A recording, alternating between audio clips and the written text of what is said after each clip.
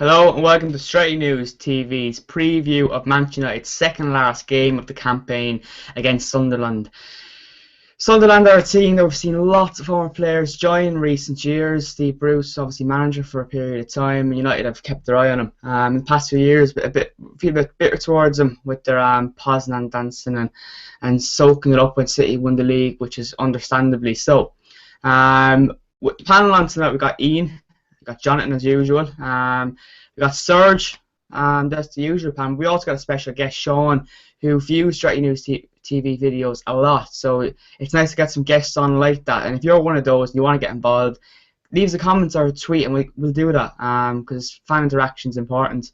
So Ian, looking at Sunderland right now, they're 17 in the table, they're not safe. A defeat this weekend could contribute to them going down. What would you make of that? Yeah, I think after the previous season when there was bouncing around doing the Poznan, it would be quite nice to watch them get relegated. But on the other hand, then you've got the two ex-United centre backs, which would be great if they actually stayed up. So it's a bit of a middle one. But to be honest, we just want all 3 points, don't we? So that's how I view that one. Big time now. As you said, I made a mistake. It's their third last game of the season. Obviously, we have a game in hand on most of the teams in the league, but mistakes happen, I suppose. So Jonathan, on that, Ian briefly touched on like John O'Shea, Wesley Brown, Phil Barsley, that left Manchester United in recent years and are still fulfilling their trade in Premier League. Well, maybe not for too long, but at Sunderland. Phil Barsley's one at United I rate quite highly as a young player, and I was a bit surprised to see him go at the time. What have you made his progress moving on? Because he is, I suppose, a good Premier League footballer.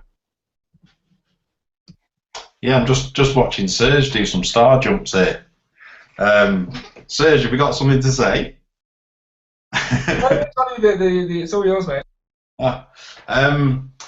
Yeah, no, Phil Barsley, he's a very physical player, and that was highlighted when he played against Adnan a couple of times in the Carling Cup earlier this year.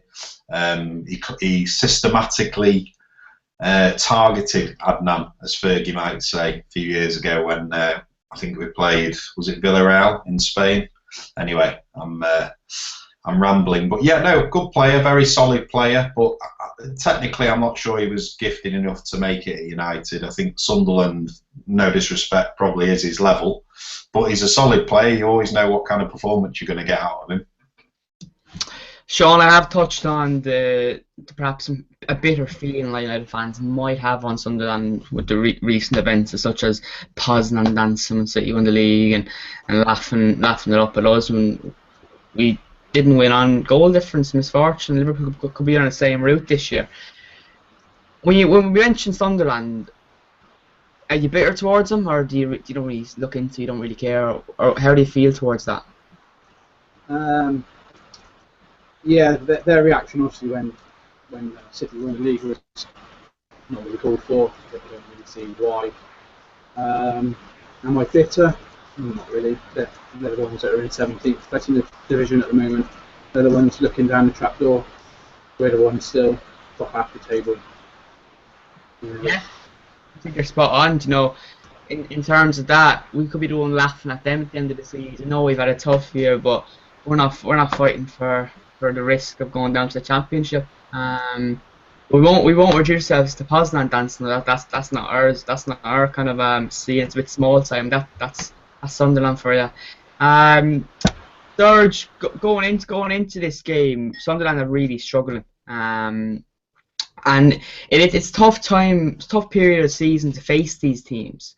Obviously, when we're going for league titles and that, and you come up against a team fighting for their life, it's quite challenging. We're not playing for anything. We're playing for, I suppose, Giggsy trying to play for his CV and to prove that it was the manager's fault all along this season. Can you see some difficulties this weekend? Because Sunderland need a win. Yeah, I mean, evidently Sunderland need to get something out of the game to to boost their hopes of staying up this season.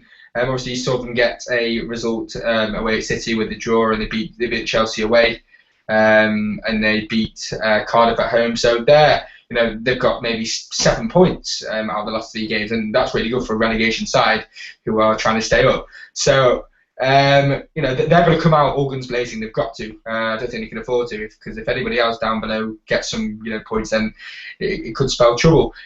Being a United fan, obviously, I feel some kind of I feel like I do have to get something back on them, after what they did to us, when Aguero scored. So I do feel a bit malice towards them, but I think we just got to play our own game like we did against Norwich. They were going to come with a plan as well, and they wanted to score and whatnot. But we've got to come out all guns blazing like we did against Norwich, play our football, play the United way, and the result will come, no doubt.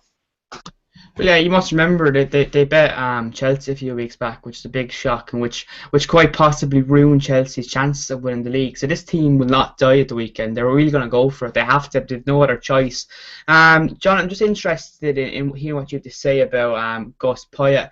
He's not a man that spoke too sensibly throughout the Luis Suarez race campaign or situation. But even beforehand, you had Di Canio, another controversial figure, who people have lots of opinions on. What do you make of appointing managers like this? Because with the Canio, you've got a proud fascist, and should a football club be appointing someone like that, or should it look at their kind of ethics or their moral stance, or does that come into football anymore? I'm not actually 100% aware of the Gus Poyet situation, Dale. You might have to enlighten me on that one. But I'm obviously aware of the Di Canio, what happened there. Yeah, with Gus Poyet, I'm not too familiar with the quote. It kind of springs to mind that he laughed at Evra for being a crying baby or something of the sort for reporting racism with Luis Suarez, and it sparked quite a reaction, I can't remember. Absolutely, as it should do. I mean, recently we've had the example with the NBA, haven't we? Where they seem to have dealt with things a lot more swiftly and in a lot more appropriate manner than the FA deal with racist allegations. Obviously, when Luis Suarez was accused, not only did they deliberate for a long time, but in the end, I think the punishment didn't fit the crime. He should have been banned for a season. They should be making statements here, the FA. Racism shouldn't be tolerated at the end of the day. Ian, just looking at the last fixture I have in front of me, third last fixture was against City away, and they drew at 2-2. Then they had Chelsea, which they bet 2-1, and of course Cardiff City, which they hammered 4-0. Going to this game, they are scoring goals. They are leaking at the same time. United defensively last weekend didn't look too bad against Norwich, and they attacked really, really well. Should United be cautious going into this game defensively, even more so when you see a team that just put 4 past the Cardiff side last week, 2 against Chelsea and 2 against City also? No, I wouldn't say cautious, as Giggsy says. We go out there and we play the United way, and that's exactly what he'll expect again after the Norwich game. He'll expect for us to go out and attack, and I can't see why we should be changing tactics just because people are leaking goals. If we concede 1, the United way is always to go and score 2 more. So that's how it should be going, and we hope for, like I said before, 3 points. Yeah, absolutely agree with that. Moving on, we're going to look at more kind of United side going into the game preview and the starting 11 we're expecting from Giggsy. It is quite difficult to predict these because he's only really managed 1 game, and after a run of games you can kind of predict more easily. But when it's a new manager, it's difficult to say what way he's going to be thinking after a win last week. Would he keep the same players? Would he chance players that didn't get a run out last week? It's difficult to know. I'm going to go to Shaun first. Shaun, what's your starting 11 and perhaps some reasons behind some of the players you've picked? Right, okay. I think Mata will definitely come into the team this week. I think being left out last week will hurt, and that's why we've seen such a performance from him when he did come on. I've gone for De Gea in goal, probably obviously a given.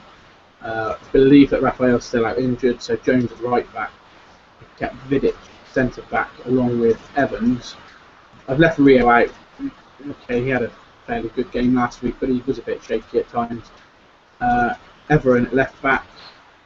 I've gone Carrick and Fletcher in midfield. And then I put Januzaj, Mata, and Kagawa behind Hernandez.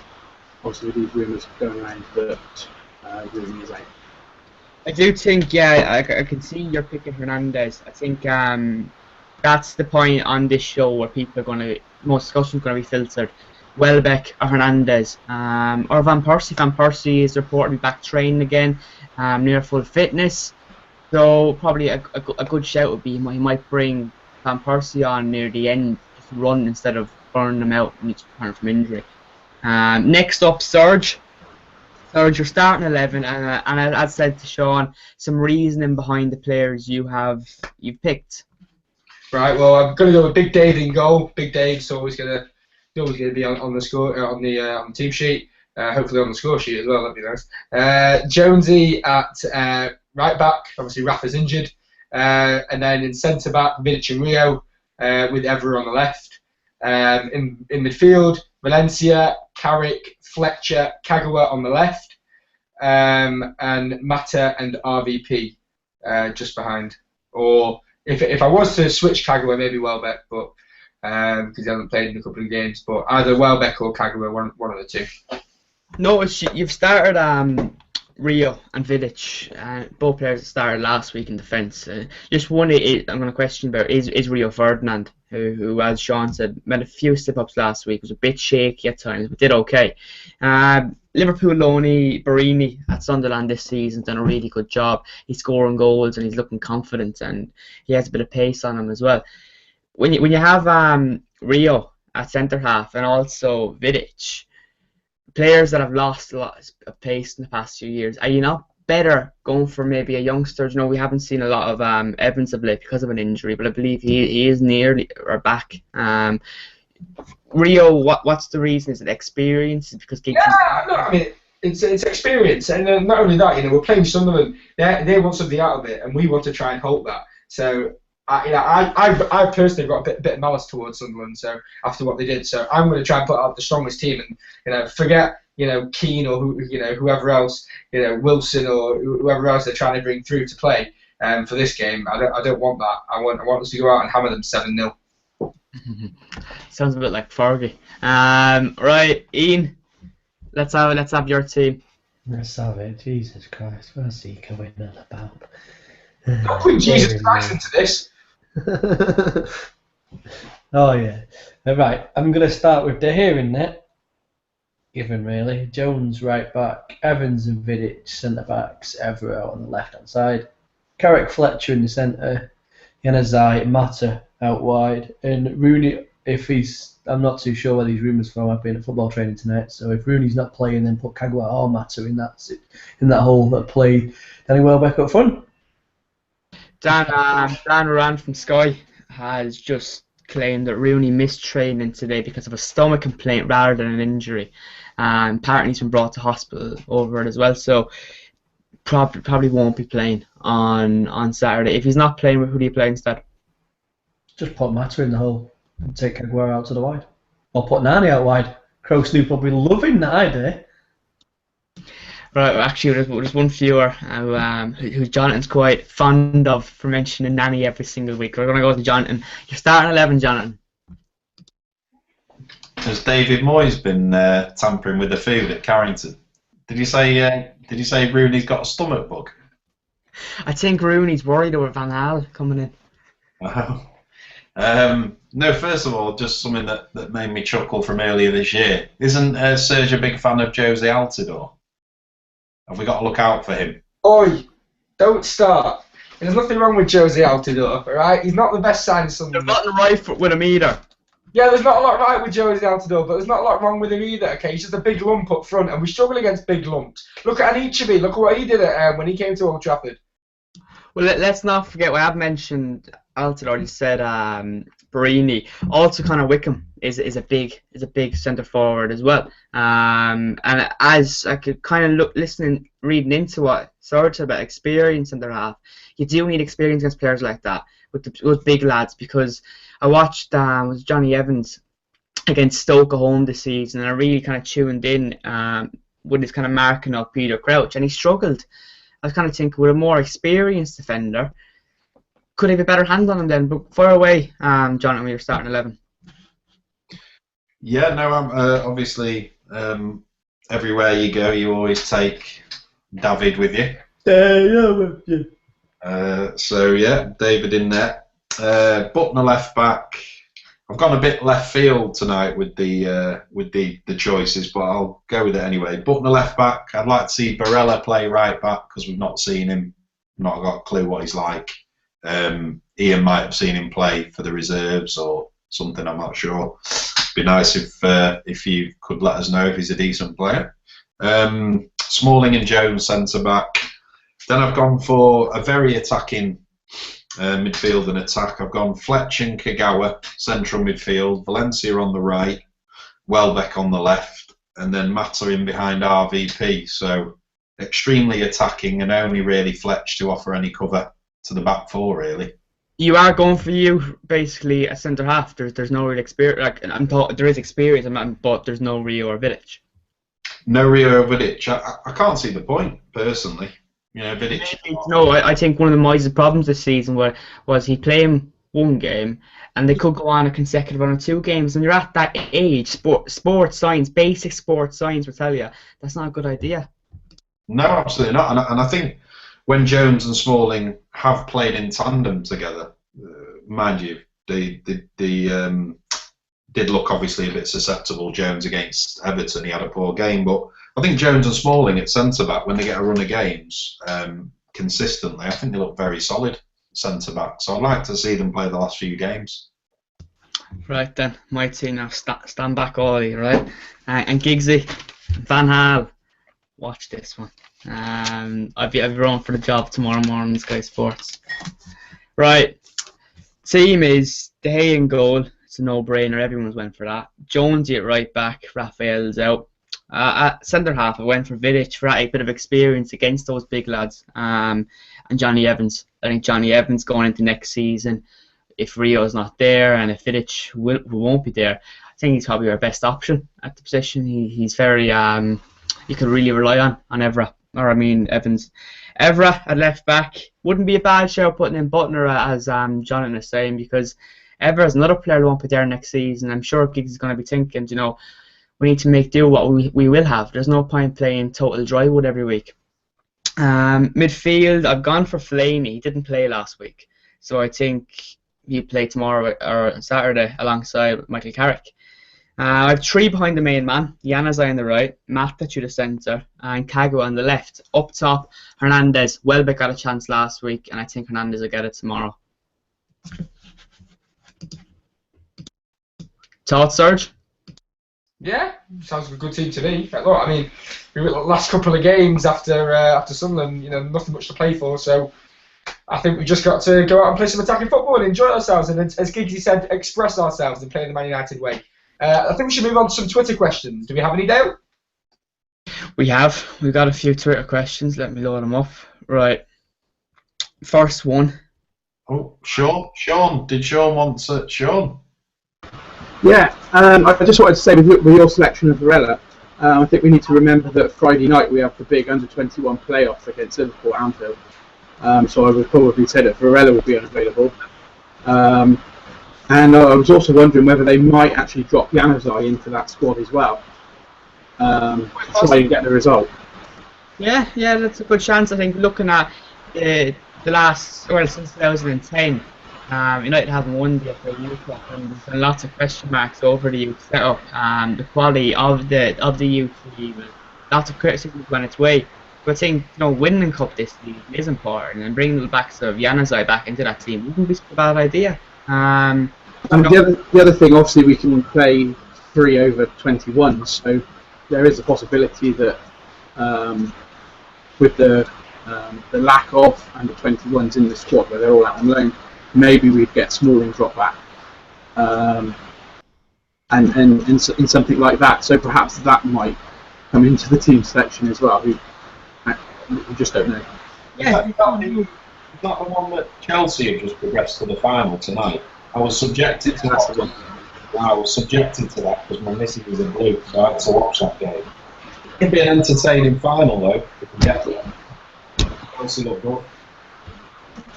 Right then.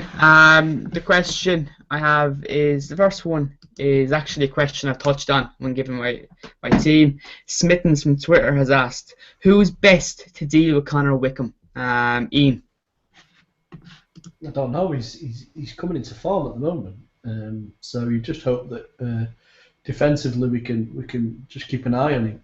But he scored 2 headed goals at the weekend, so keep away from the set plays is what I'd be saying to United lads. Don't go rushing into challenges around the box and such like.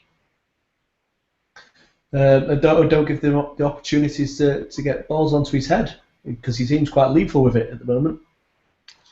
Got a question from Dan Mellett, John. Is Rooney's reported stomach illness Louis van Gaal influenced? Is Rooney's stomach bug? Well, we've already speculated it could have been Moyes. So yeah, let's throw Louis into the hat as well. Could have been anyone sneaking into Carrington and tampering with the food. It's Steve Round. Blame Steve Round. Today, Steve Round's a good man. Stop making him a scapegoat. I'm surprised nobody's mentioned Cleverly. Maybe was it Cleverly? Sean, Adam Dirac, who comes on here quite regularly, he writes his Pretty News column every Monday, has asked, do you lads reckon Giggs will be tracksuited up and ready to play this weekend? Yeah, I think he will. I think he'll be on the bench this week. I think, although he played down the importance of getting his goal this season, I would really like to see him get it, just so that he's had one for every season. And I'd like to think that he will put himself on the bench. He did say he's going to start training again this week. Yeah, I'd like to see him on the bench. Hopefully come on, and if we get that penalty in the 90th minute, he comes on and takes it. Yeah, hopefully. Serge, Giggs to be on the bench tomorrow or Saturday. I think I mixed up my days. And to come on and get that penalty. Giggs to come on Saturday. It's a big game. I wouldn't risk him. Play him against Hull. There's nothing to play for. Hull have nothing to play for. We have nothing to play for. We may as well just pass the ball to each other till 90 minutes. You know what I mean? Just play just play a bit of spotty or something. You know. I was bouncing up and down when we got that penalty against Norwich. I was like, Giggs, you got a fucking shoot up. Let's go for this, mate. So. In terms of playing games, and he was on the pitch twice. He's technical every twice. He was on the pitch. I was like, oh, he's itching to get on for it. But even in terms of games, sir, this summer we're going to be playing Where's Woody again when he gets off when he tells us he's leaving the pre-season zone to go off and start some big business, which will probably be Leon Osman or someone of the sort. His toilet was blocked. Right, so before we wrap it up, we're going to get predictions from everybody. So Ian, come on.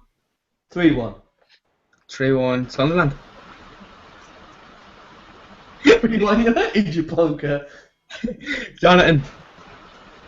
Yeah, okay, 3-1 United as well again. I like that one. By the way, have we got a Giggs press conference to look forward to tomorrow again? Yeah, probably in the morning. I don't know the time, but 9:30. Oh, makes us so happy to wake up to that. I'll get the playlist out, lads. Oh yes, a post-Giggsy training match. So Joe Williams happy. You're just like floating on a cloud, aren't you? After you've What was listened. it called? Giggs' positive playlist or something? Post-presser playlist. Post-presser playlist. Lovely. awesome.